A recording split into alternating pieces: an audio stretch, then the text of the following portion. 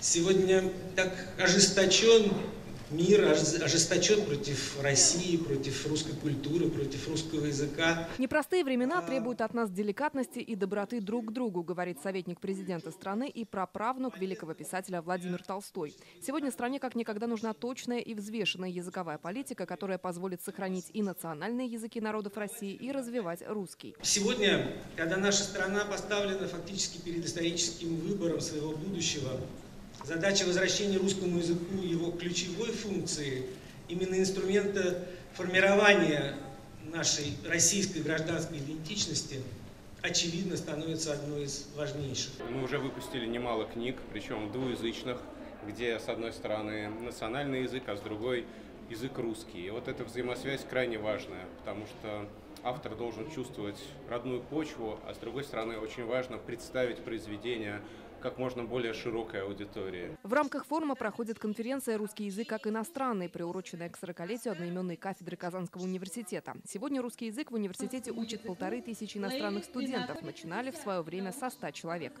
Сегодня знаменательный день для Республики Татарстан, республики многонациональной, республики, которая хорошо знает русский язык.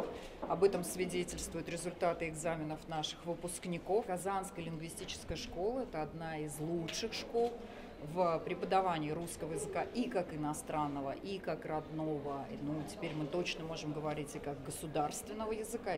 Мы это направление, безусловно, будем продвигать. Буквально вот с Владимиром Ильичем мы сейчас это обсуждали.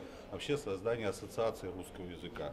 То есть первый субъект, возможно, в котором появится такая ассоциация, это будет Татарстан. Форум будет идти до конца недели. Также в программе выездное заседание правления Российской ассоциации преподавателей русского языка и творческая мастерская для писателей ПФО.